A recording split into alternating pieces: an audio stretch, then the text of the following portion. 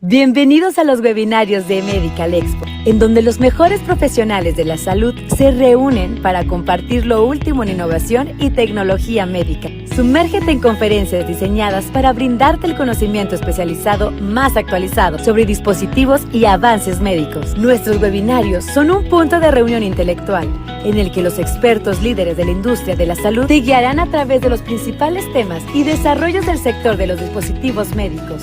Síguenos en nuestras redes sociales y no te pierdas ninguno de nuestros webinarios, en donde podrás mantenerte actualizado con información de primera mano, sobre todo los ámbitos más relevantes de la salud. Medical Expo, donde la innovación médica se reúne.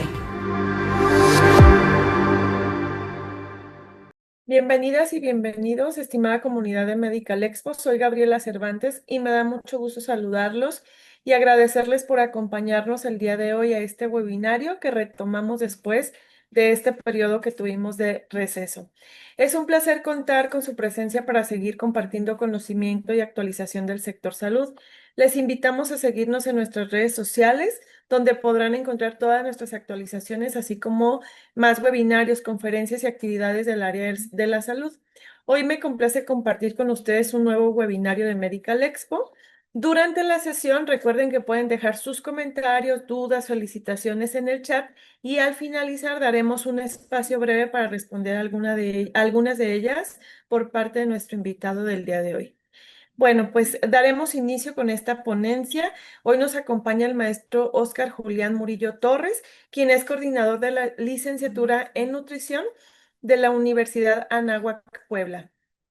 Él es nutricionista, dietista y magíster en bioquímica, graduado con distinción honorífica por la Facultad de Medicina de la Universidad Nacional de Colombia.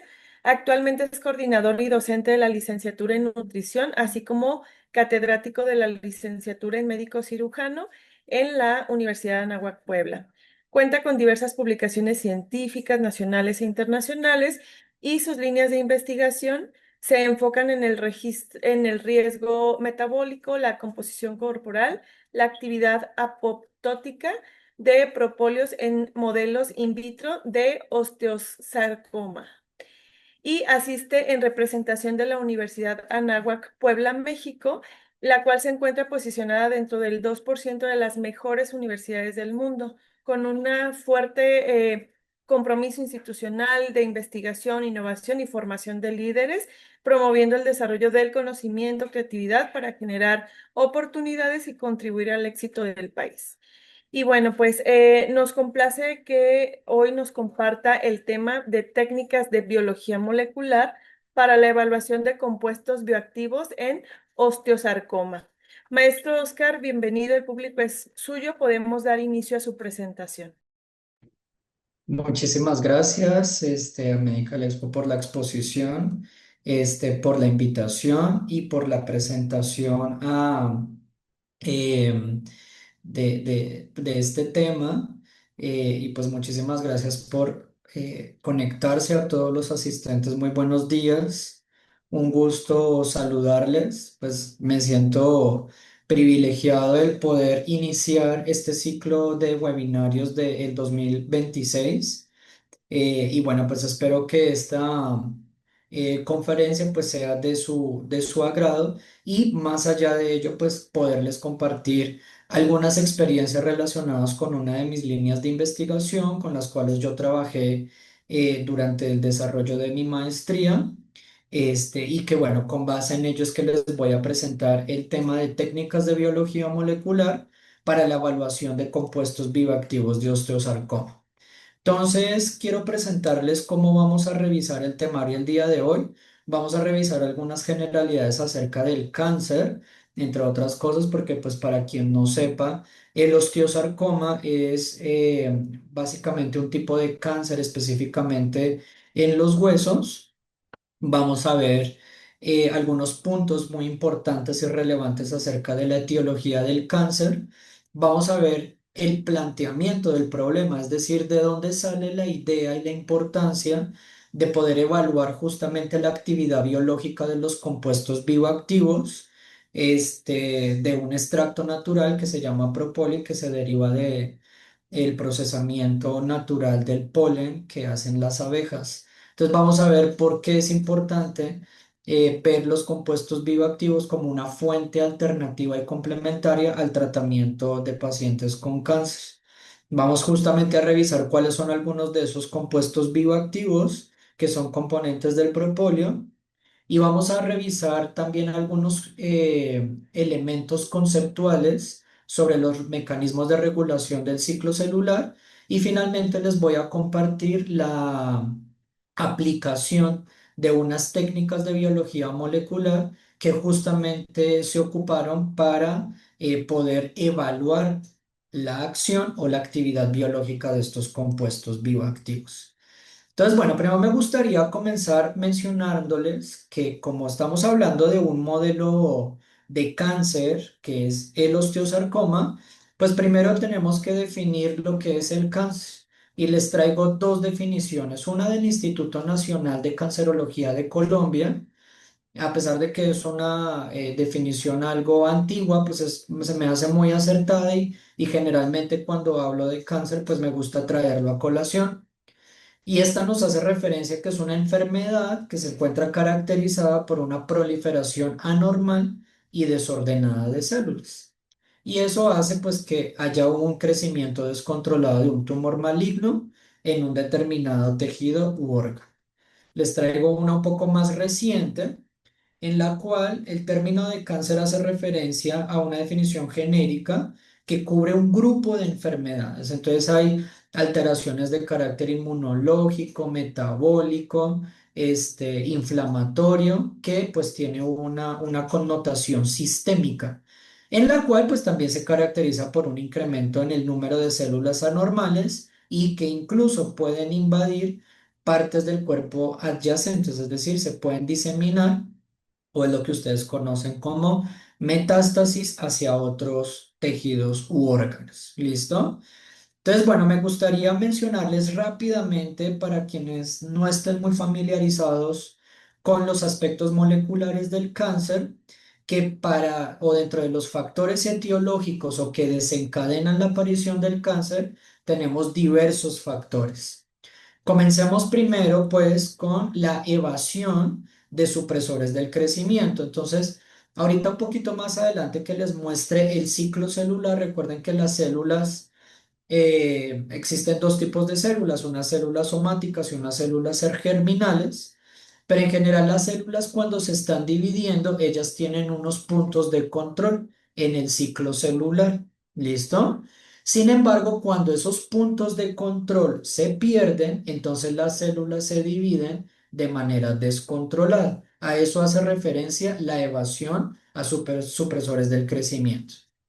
Adicionalmente a ello se puede presentar otra cosa y es que nosotros en este momento, todos los que estamos aquí presentes en esta sesión, todos tenemos cáncer. ¿Cuál es la diferencia? La diferencia es que nuestras células justamente detectan cuando las células están proliferando de manera descontrolada y se activan unos mecanismos llamados, bueno, unos mecanismos celulares asociados a la apoptosis o a la necrosis. Ustedes recordarán que la apoptosis es la muerte celular programada. Entonces, esas células que se están replicando de manera anormal o descontrolada o porque tienen un daño genético en el ADN, pues esas células se mueren. Entonces, por eso es que nosotros no tenemos una manifestación como tal del cáncer. ¿Cuándo se presenta la manifestación? Se presenta cuando se evade la apoptosis, que es el punto que les muestro acá con el señalador. Pero también pasa otra cosa, y es que las células cancerígenas pueden llegar a tener la capacidad de evadir al sistema inmunológico. Ese es otro mecanismo de control que nosotros tenemos para poder neutralizar las células cancerígenas. Vuelvo y les repito, ustedes y yo, aunque suene algo trágico, todos estamos teniendo cáncer en este momento. Tenemos células que están dañadas, células que no se proliferan de manera normal, tenemos células que tienen alguna alteración estructural o funcional y nuestras células del sistema inmunológico también tienen la capacidad de detectar ciertas características de esas células, las van a fagocitar y las van a destruir. Pero cuando la célula cancerígena o cuando se presentan manifestaciones asociadas al cáncer, esas células malignas tienen la capacidad de que vaya una célula del sistema inmunológico, por ejemplo, un linfocito B, un macrófago, una célula natural killer, y no detecte esa célula cancerígena y siga derecho. Y esa célula puede sobrevivir. ¿Listo? En parte, hay algo muy importante que ustedes deben de saber con relación al cáncer. Y es que cuando una célula se vuelve cancerígena y se genera un tumor, ese cáncer es producto de una acumulación de mutaciones. Es decir, son muchas mutaciones que llega un momento donde la célula no puede aplicar o implementar mecanismos de reparación y esas células se mutan y sobre esas mutaciones vuelven a mutar y eso es a lo que se le llama inmortabilidad replicativa. E incluso por esa razón, esa es una de las razones por las cuales es tan difícil erradicar un cáncer ante una terapia como una quimioterapia, porque las células están tan mutadas, que se replican muy rápido y no responden al tratamiento médico. Adicionalmente, hay otro elemento que es el de la inflamación. Siempre recuerden ustedes que el cáncer es una enfermedad proinflamatoria, ¿listo? Al igual como lo es una enfermedad autoinmune, al igual como lo es, por ejemplo, una enfermedad intestinal o una enfermedad metabólica. Entonces, en el cáncer hay un proceso proinflamatorio en curso. También se puede presentar el cáncer cuando se activan mecanismos de invasión y metástasis, que es justamente cuando una célula abandona su nicho, el tumor donde se generó, puede invadir otros tejidos, puede ser cercanos o distantes del lugar donde se originaron. Es muy importante que un tumor pues necesita también nutrientes y oxígeno para poder favorecer su crecimiento, tanto en número de células como en tamaño. Por eso se inducen unos factores asociados a la angiogénesis. La angiogénesis es la creación de nuevos vasos que le permiten justamente al tumor nutrirse. Esto de la inestabilidad genómica era lo que les mencionaba con relación a la adquisición de la inmortalidad replicativa. Es decir, hay una acumulación de mutaciones donde ya la célula pierde completamente la capacidad de reparar esas alteraciones. Como les había mencionado al principio, la evasión a los mecanismos de apoptosis. También hay una reconfiguración metabólica en la cual las células reprograman su metabolismo. ¿Eso qué quiere decir? Que las células adquieren nuevos mecanismos para poder obtener energía y adquieren energía a partir del metabolismo de la glucólisis anaeróbica, lo cual tiene una implicación desde un punto de vista bioquímico muy importante. Y es que los que estén relacionados con el tema de bioquímica, ustedes recordarán que el producto final de la glucólisis anaeróbica es el ácido láctico. Y como bien lo indica el nombre de la molécula, es un ácido. Eso quiere decir que cuando el tumor produce mucho ácido láctico, el pH del tumor se acidifica. Y eso es uno de los mecanismos de evasión al sistema inmunológico. Y finalmente, pues hay una señal proliferativa activada de manera permanente, sostenida, que le dice a la célula, replíquese, replíquese, replíquese. Y entonces por eso los mecanismos de desregulación del crecimiento se pierden completamente. Esos son algunos mecanismos asociados a la etiología del cáncer. ¿Listo? Nosotros en esta presentación, lo que yo les voy a hablar es con relación a supresores del crecimiento, a inflamación promovida por el tumor y también a evapción de la apoptosis. En ese sentido, como bien les estuve comentando, pues la terapia médica convencional que hace referencia, entre otras terapias como la inmunoterapia, tenemos, si hablamos específicamente de la quimioterapia, pues tenemos unos efectos adversos.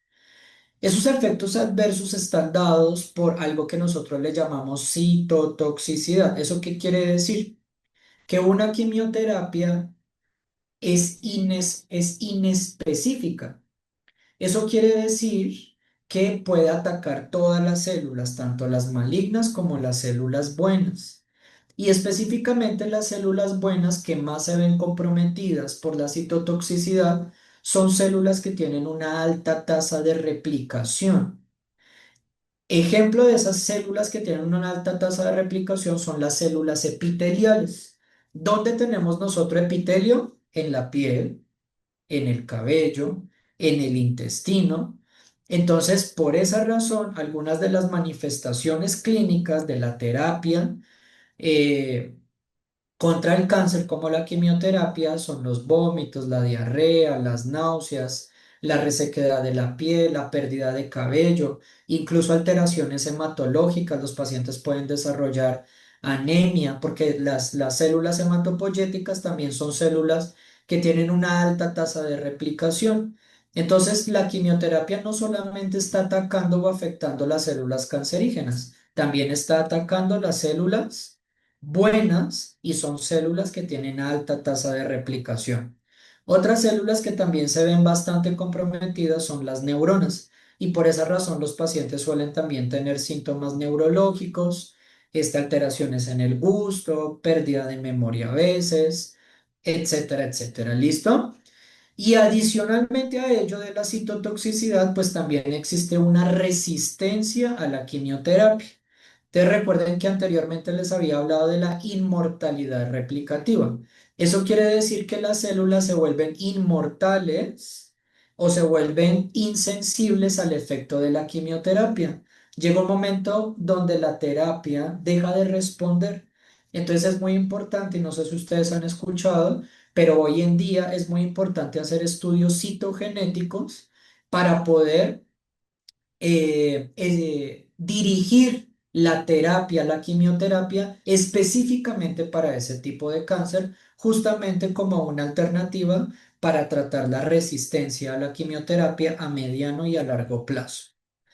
En ese sentido, teniendo estas dos problemáticas de la citotoxicidad y la resistencia, es que nosotros hacemos en nuestro grupo de investigación un planteamiento del problema al cual buscamos una solución alternativa y ello lo encontramos en los compuestos bioactivos de, como les decía, una sustancia biológica que se llama propóleo, que es importante que ustedes sepan de los compuestos bioactivos, que en el último siglo ha habido una revolución en cuanto a buscar evidencia científica que permita esclarecer los mecanismos de acción de esos compuestos biológicos.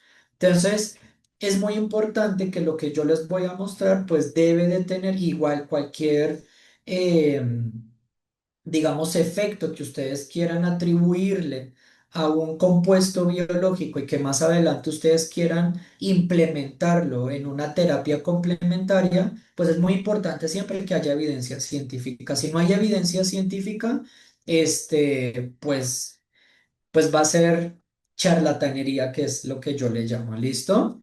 Entonces, es importante que esos compuestos bioactivos, de hecho, la industria farmacológica lleva muchísimos años, muchas décadas, extrayendo esos compuestos bioactivos, sintetizándolos, produciéndolos industrialmente y metiéndolos en medicamentos. Muchos de los medicamentos que se consumen como analgésicos, antiinflamatorios, etcétera, etcétera, son medicamentos que tienen una base en un compuesto bioactivo que tiene una fuente natural. Y generalmente esos compuestos sirven bien sea para prevenir como para tratar enfermedades. Sin embargo, esos compuestos bioactivos es muy importante considerar que no son tan inofensivos como parecen. Dependiendo de las dosis que se ocupen, los efectos pueden ser tanto positivos como negativos. Entonces, es importante que ustedes sepan también que por más de que un compuesto bioactivo tenga un origen natural, ese compuesto bioactivo tiene actividad farmacológica y en ese sentido, pues sí puede ayudarnos, como también puede resultar peor el remedio que la enfermedad. ¿Listo? Y eso es a lo que le llamamos efectos farmacológicos o toxicológicos. Por eso dentro de los procesos de evaluación en el laboratorio deben de ser sometidos a diferentes concentraciones, como se los voy a mostrar más adelante, pues para poder tener un poco más de certeza sobre su uso. ¿Listo? ¿Cuáles son algunos de los compuestos bioactivos que tiene el propóleo? Se los voy a compartir. Seguramente muchos de ustedes han escuchado que hay diferentes productos derivados de las abejas, como la miel, como el polen y el propóleo. El propóleo es muy rico en unos componentes que se llaman flavonoides, son los compuestos bioactivos de mayor cantidad que existe en estos compuestos. Las flavonoides son una familia de compuestos. Dentro de los que más abundan son las flavononas, como la pigenina, los flavonoles, como la galangina y la quercetina. ¿Listo? También tenemos otros compuestos que se denominan los terpenoides, que representan el 10% de los compuestos bioactivos del propóleo, dentro de los cuales los más abundantes son los sesquiterpenoides. Tenemos otros compuestos bioactivos como lo son los compuestos fenólicos. Acá tenemos el ácido cinámico, el ácido caféico, un derivado del ácido caféico que es el CAPE y los lignanos.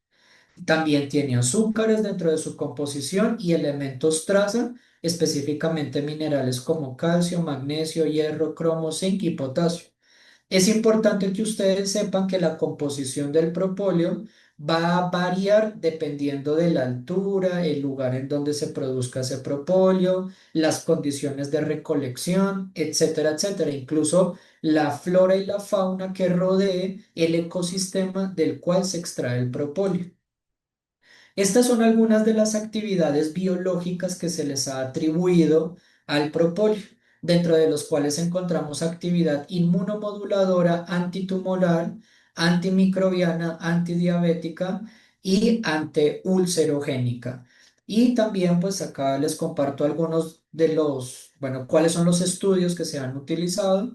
Recuerden que un estudio in vivo es un estudio que se hace en animales de laboratorio y un estudio in vitro es un estudio que se hace en células, en cultivos celulares. Y acá están las diferentes dosis o concentraciones que se han ocupado justamente para estudiar el efecto del propóleo.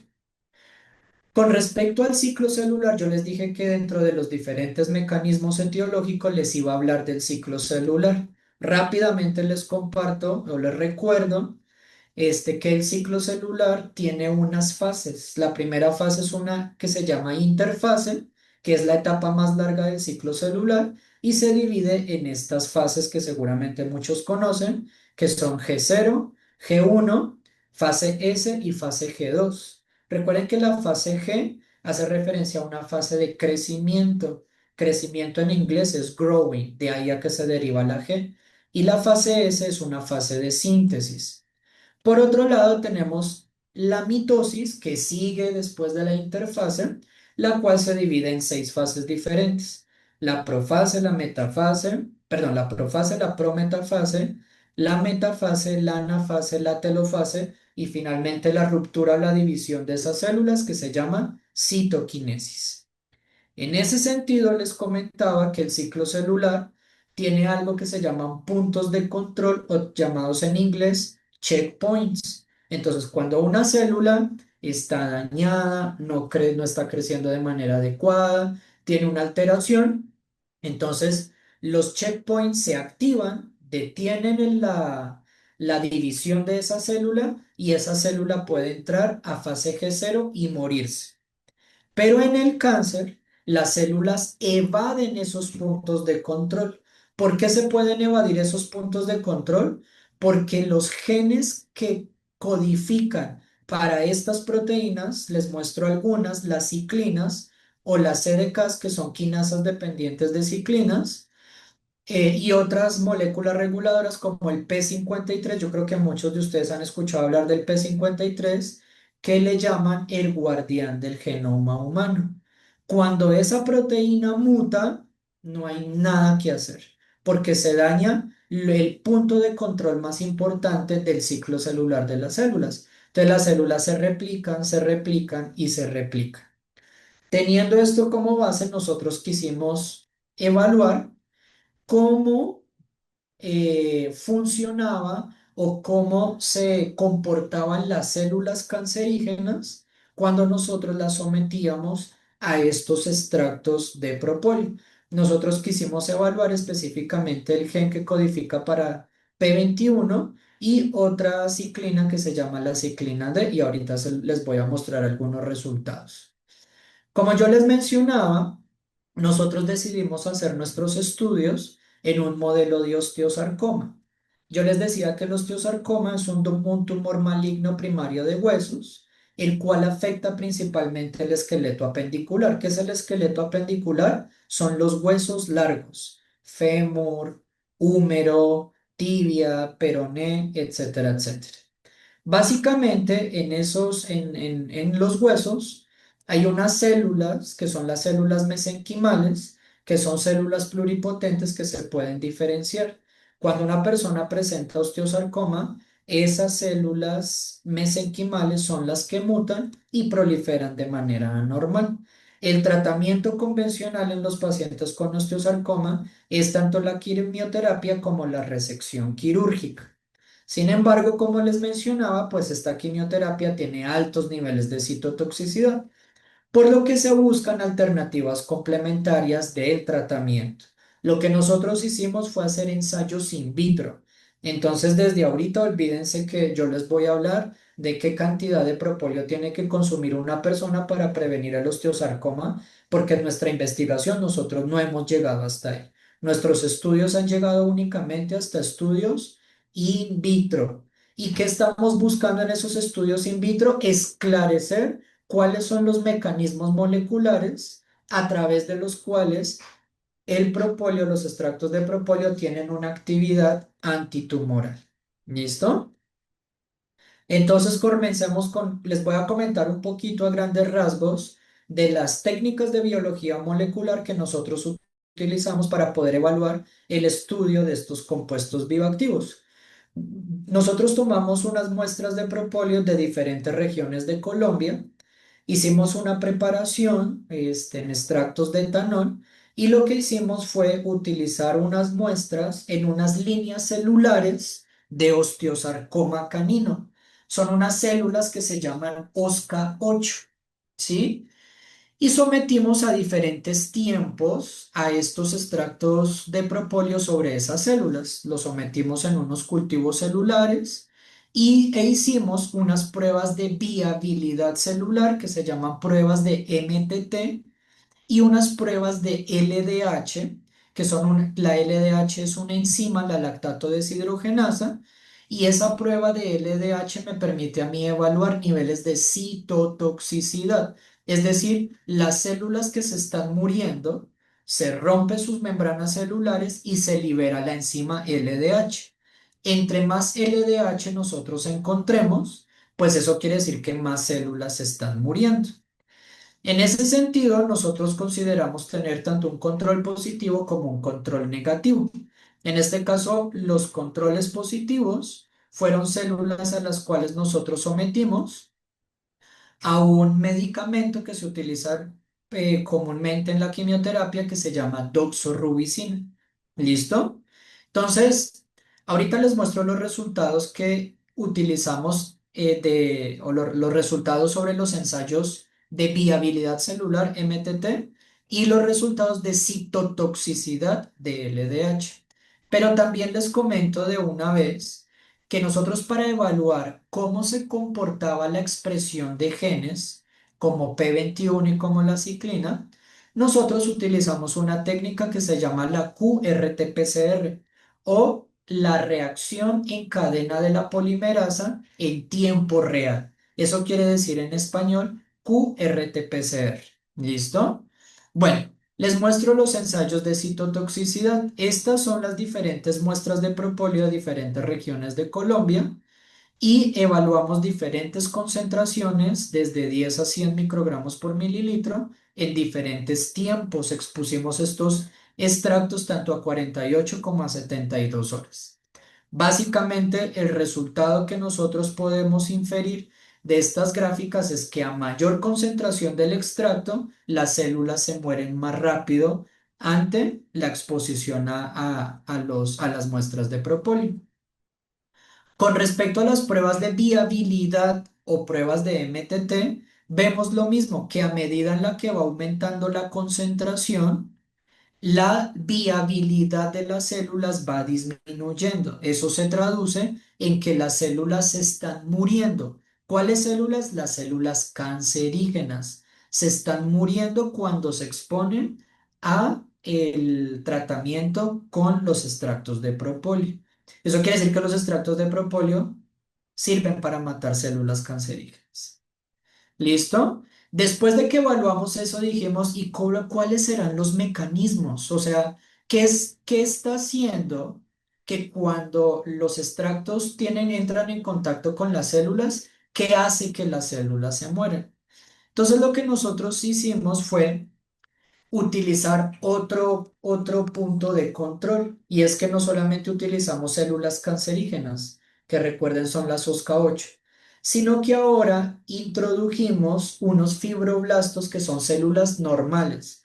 ¿Se acuerdan que yo les dije que la quimioterapia era inespecífica y que atacaba tanto células buenas como células malas? Pues nosotros queríamos saber si los extractos de propóleo también mataban células buenas y células malas, y adicionalmente a ello, cómo eran los mecanismos. Entonces, en este caso, para discernir o esclarecer los mecanismos moleculares a través de los cuales actuaban estas células, nosotros le sacamos el material genético a las células cancerígenas y a los fibroblastos. Eso se llama una prueba de extracción de RNA. ¿Listo?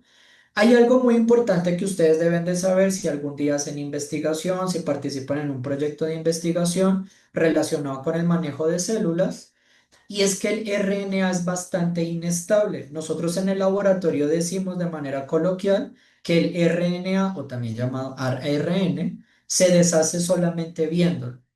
Entonces ese ARN, para que perdure, nosotros debemos de convertirlo en ADN complementario, utilizando una técnica de biología molecular que se llama la retrotranscripción.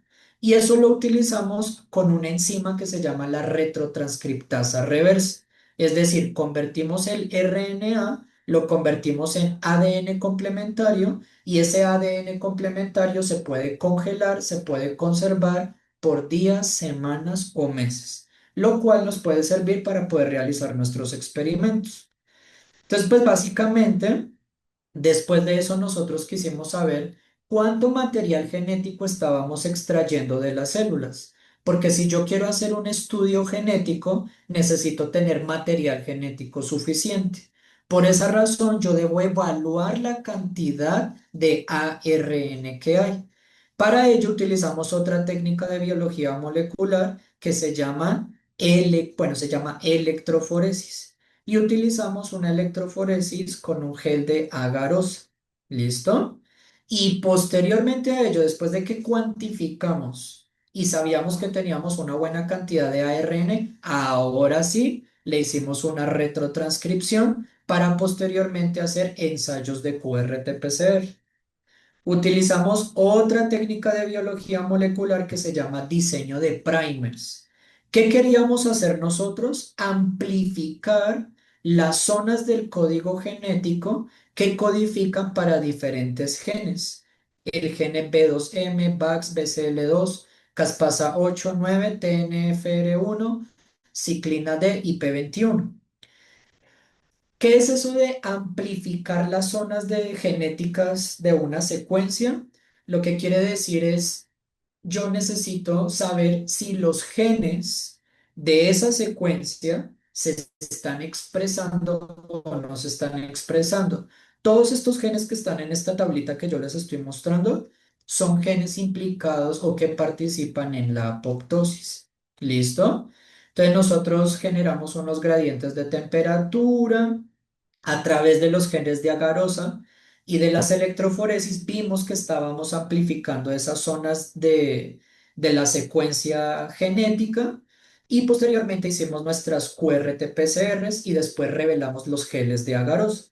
y nos dimos cuenta que en efecto estábamos extrayendo una buena cantidad de ARN y estábamos amplificando las zonas de nuestro interés de los genes que queríamos evaluar. Entonces les muestro un poquito de esos resultados. Por ejemplo, ¿qué vimos? Que los extractos de propóleo a una determinada concentración y en unos tiempos de exposición, esos extractos en algunos casos disminuyen la expresión de genes asociados a la resistencia a la apoptosis. ¿Eso qué quiere decir? Que uno de los mecanismos probables a través de los cuales los extractos de propóleo matan células cancerígenas es que bloquean la apoptosis. Y al bloquearla, perdón, estimulan la apoptosis. Y al estimular la apoptosis, pues hace que esas células se mueran. Les muestro los resultados, por ejemplo, asociados al proceso proinflamatorio. Entonces, fíjense que aquí hay algunos extractos de propóleo que lo que hacen es incrementar la cantidad de interleuquinas. Recuerden ustedes que las interleuquinas hay interleuquinas antiinflamatorias y proinflamatorias. En este caso, una de las interleuquinas proinflamatorias más comunes es la interleuquina 6 y los extractos de propóleo aumentan el proceso proinflamatorio, lo cual nos lleva a la hipótesis que cuando las células detectan ese proceso proinflamatorio en curso, ese proceso proinflamatorio activa la señalización de las células del sistema inmunológico, lo cual puede hacer que destruya a esas células cancerígenas. ¿Listo? Y como les decía, pues hicimos ensayos tanto en las células de osteosarcoma como en los fibroblastos. ¿Y qué podemos ver? Podemos ver que el efecto, por ejemplo, de la interleuquina 6, la expresión del gen que codifica para la interleuquina 6 en las células de los fibroblastos es mucho menor. Eso quiere decir que los extractos de propóleo tienen un efecto selectivo. Por ejemplo, en la interleuquina 6 aumentaron 40, aproximadamente 30 veces más la expresión de interleuquina 6, mientras que en las células que no eran cancerígenas, los fibroblastos, aumentaron la expresión menos de 1,5 veces. Eso quiere decir que en las células cancerígenas inducen un proceso preinflamatorio que puede activar células del sistema inmunológico y favorecer la destrucción de esas células, pero en los fibroblastos, que son células normales, no se induce el proceso proinflamatorio. Eso nos dice algo muy importante, y es que el efecto de los extractos son efectos selectivos y no se comporta igual en células cancerígenas que en células normales. Ya para concluir, y cumpliendo un poquito el tiempo de la presentación, pues podemos ver que los extractos de etanol en propóleo presentaron efectos citotóxicos sobre las células cancerígenas de osteosarcoma, OSCA8. Vimos que cambió la expresión relativa de genes asociadas a la exposición a esos extractos, los cuales nos ayudan a comprobar que efectivamente las células cancerígenas son sensibles a la exposición a esos extractos de propóleo y que el efecto de los extractos va a depender de la composición. Me regreso un momentico aquí. Ustedes ven, por ejemplo, esta gráfica, la expresión de los genes en cada uno de los extractos que son estos, USM, MET, SIL, los efectos son diferentes. Entonces uno se pregunta, ¿pero por qué esos efectos son diferentes? Porque la composición de los extractos de propóleo es distinta, lo cual nos lleva a sugerir, a pensar, a proponer que uno puede combinar, hacer diferentes combinaciones de extractos para poder potencializar el efecto sobre esas células cancerígenas. Les presento a mi equipo de trabajo con los cuales pues participamos en este proyecto de investigación: el doctor Mauricio Rey, que fue mi director de tesis, el doctor Orlando Torres, que fue mi codirector de tesis, y la doctora Dolly Patricia Pardo, quien fue parte de mi autora y coautora de tesis. Bueno, este es el equipo de trabajo en este proyecto de investigación. Les comparto alguna bibliografía por si quisieran profundizar un poco más en alguna parte del tema. Y pues por mi parte eso es todo. Yo les agradezco su atención y pues estoy atento a sus preguntas para poder dar respuestas. Muchas gracias. Perfecto, muchas gracias, maestro Oscar Julián Murillo Torres, por esta excelente ponencia. Sin duda una presentación muy valiosa y enriquecedora para todos nosotros. Ahora les daremos espacio para la sección de preguntas y respuestas. Les recordamos que pueden seguir enviando sus dudas o comentarios a través del chat. Entonces ahorita daremos un pequeño espacio para poder estar recibiendo preguntas.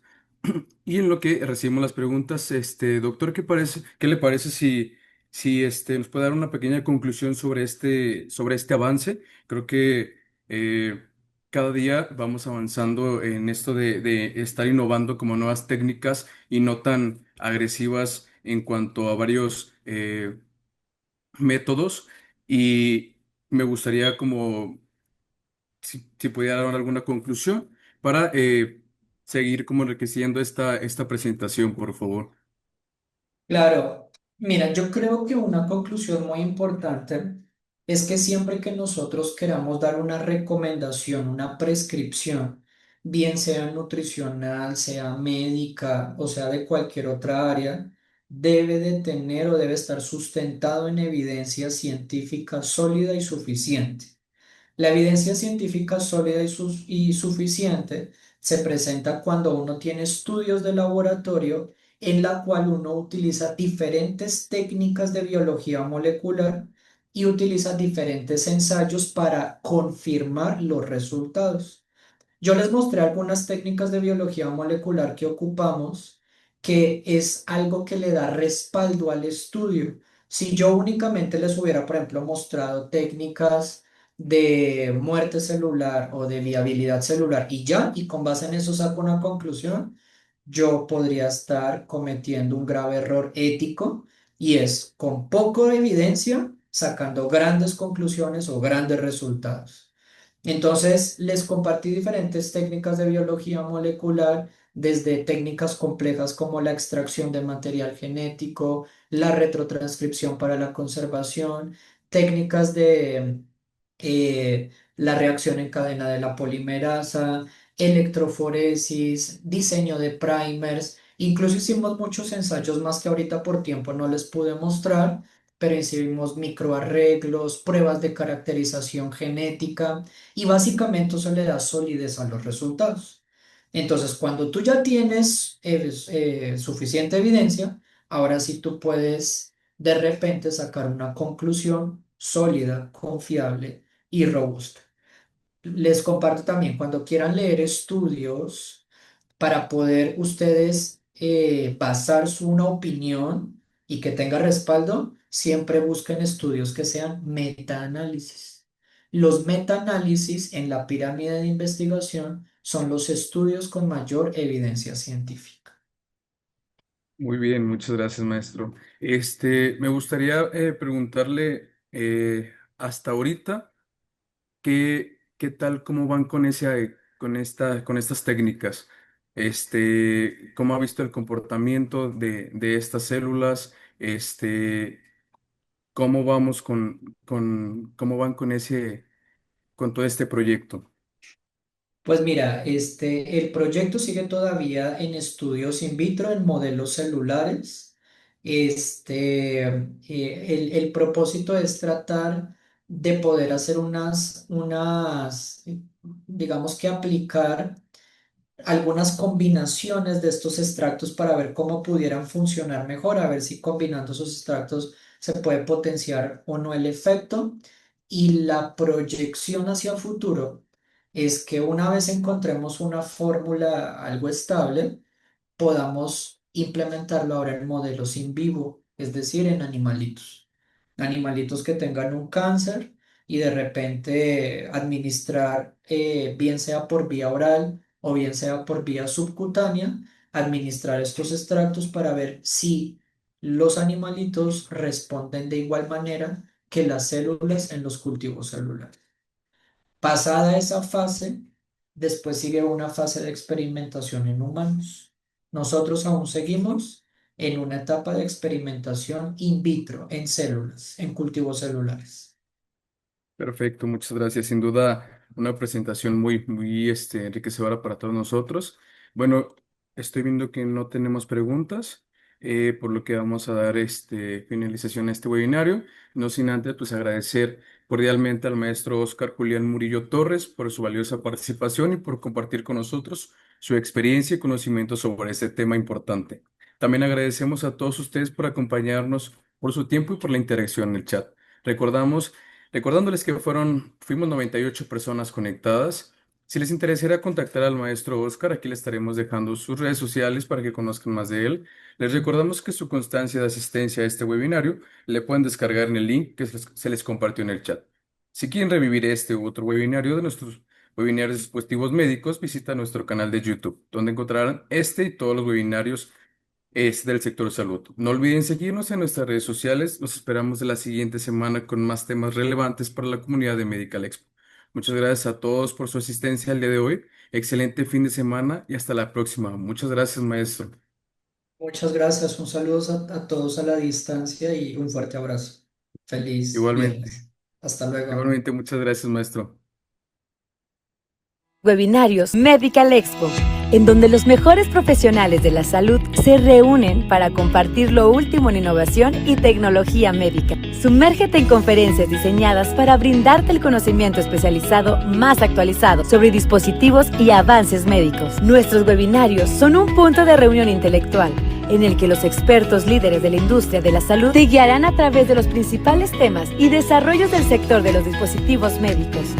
Síguenos en nuestras redes sociales y no te pierdas ninguno de nuestros webinarios en donde podrás mantenerte actualizado con información de primera mano, sobre todo los ámbitos más relevantes de la salud. Medical Expo, donde la innovación médica se reúne.